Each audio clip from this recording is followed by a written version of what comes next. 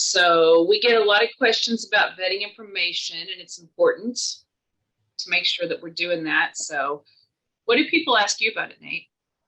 A lot of times people ask me, like, how do you know if I can put information out there? Or how do I know if it's truthful? And I'll just share a quick story. My wife and I, we were watching a video on social media, and it was a video of President Biden reinstating the Selective Service Act. That's right, reinstating the draft in preparation for World War III, because Russia and China were both pushing forth, a two-front war. And I watched the video and I went, oh my gosh, like my blood started to boil. I was so mad. I couldn't believe he would do that. My wife immediately jumped to, what about all those 20-year-olds? They're all going to be drafted now out of college. And thankfully, we waited half a minute, and it turns out it was just a deep fake video. Somebody had put together as a preemptive, what if this happens? But I tell you what, it was convincing. I mean, there was the president in the White House press briefing room, and I bought it. And I'm a relatively intelligent guy. I like to check facts before I spread information, and I bought it. And so, the questions we get is a story like that. I saw this. How do I know if it's true? How do I look it up? What can I do? And so, when I was growing up, Charity, I'm sure when you were growing up, we were told, check other news sources, see who else is reporting on it. Well, Charity, what do you say to that? It is, you got to be careful, right? Because as we know that there is a globalist agenda and they own the news media. And so we've all seen the videos where all of the local channels are saying exactly word for word, where they've all been given the same scripts to give the same narrative. So you have to be careful with news sources, but what you can do is you can sometimes get another viewpoint, or you can see if someone's coming to the same conclusion. But it's so tricky right now. You have to make sure that you are getting it from more than one source and that you trust your source. I would not trust CNN. As a matter of fact, if CNN said it, it's probably the opposite, right? So you have to decide what news sources you can trust, but you can never leave that as the only. That really is what you just need to do to kind of gauge, okay, what are people saying? Is anybody else come to this conclusion? If you would have gone and looked at news sources and said, did Joe Biden actually sign this act? You would have quickly found out. Even CNN wouldn't have lied about that. They would have put that out. So I think it's a great thing, but it's important, when you're looking in the news sources and you're trying to vet information, to always ask why. We don't just say, this is, just take it at face value. Say, well, why would this person do that? Why would Joe Biden sign that act? Why would we be going to war? Why? If you ask why or who could be paying them is actually a really valid question to always be asking throughout everything as you're going through information. Absolutely. And it's good to ask the why behind who's funding them. My wife is a journalist, wanted to do a story on central bank digital currency, actually had the executive order that was signed to announce that they were going to investigate it. And her news director shot it down. He said, no, here's a site. They've determined that is a false story.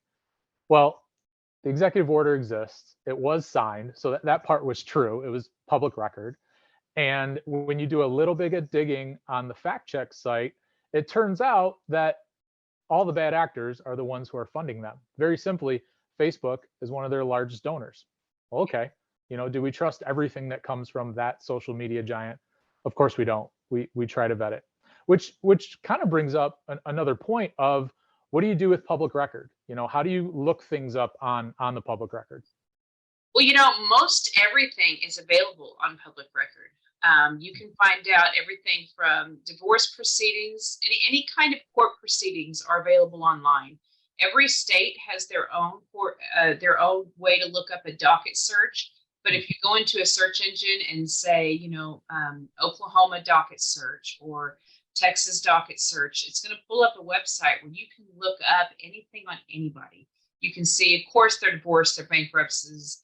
You can even find stuff like, if you go to your voter portals, we're finding out through the precinct level that the voter portals will show you a lot. It shows you how people vote, how often they're voting. That's really important with, your legislators. Your state legislator has apps and websites available so you can see how your state congressmen are voting on certain issues. And when you're vetting somebody like that, that's invaluable. And we have the same thing at the federal level. It's just a matter of being able to find it. Well, absolutely. It's taking the time and doing the due diligence to look up that public record. I mentioned just a minute ago that Facebook is one of the big funders of this fact check site. What does somebody do if they see a post on social media? How are they supposed to take that? What are they supposed to do with it after the fact? How do they vet that? Well, it depends on what the information is, right? You need to you need to actually go to the different websites, go to the source. If you get something about like the CDC, I like to go to the actual CDC website, go to the organizations and the companies. But when you're looking at people, Facebook puts a lot of nonsense out there. But Facebook, LinkedIn, even Twitter, Truth Social, all of these can be really valuable when you're looking up a person, what they were posting, 20 years ago. Well, nobody was there 20 years ago. I guess 5 years ago, 8 years ago. What were people saying? It tells you a lot about a person when you go and look what's in their social media. So that is not always as effective with a public profile. With people that are in the spotlight. But when you've got somebody new on the scenes, if you can do a little bit of digging through social media and find out who their contacts are, what they're up to, what they're about. It says a lot about it.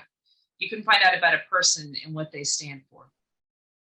That's exactly right. And I like that point about just, if someone says, hey, the CDC says, just going right to the site and read it for yourself. That's what it's there for. That's where a lot of the information can be found. As a longtime high school English teacher, I dreaded teaching the research paper project. And I would always tell my students, hey, start with Wikipedia. Start there, but go all the way to the bottom. Because at the very bottom are the sources that the person is supposed to cite when they bring that information up, and go to those sources. That way you get to go direct to where the information originated, and you can report on what you saw there, which is actually something that we're all kind of doing when we hear something, because we're not in these large organizations personally. We're reporting information that we find other places. Charity, one of the other questions I get asked is, sometimes somebody will share a fact and they'll say, oh, this is true. And when you do a little bit of digging, you find out, well, they read it somewhere else, or it was actually information that they read at another site. How do you keep your integrity as you're trying to share truth and vet sources and doing all this in your spare time? Sure. Give credit where it's due. Don't say, hey, I'm presenting this as a fact. You say, well, according to the CDC's website, this was the claim, or the Western Journal said. If you will give credit where it's due, then people can know that it's not you. They know where it came from, but then you're able to keep your integrity intact, because you will lose credibility with an audience if you put something out as fact that you don't know. You weren't in the room when they said it. You don't know it. So give credit to where it's due. And, that's really important, so that when you talk about the next thing, credibility is there. Absolutely. Well, Charity, I hope that our state leaders and guests find this information valuable. I know it's been valuable to me. Thank you for sharing your time and your knowledge on these topics. And we'll keep on moving forward with vetting all the information that comes our way. Yes, and Nate, I appreciate your time. And people need to remember that if you're having trouble as a state leader or a brigade leader finding public records, or we are always available to help you guys out. This is a team effort, and it's just something we do together.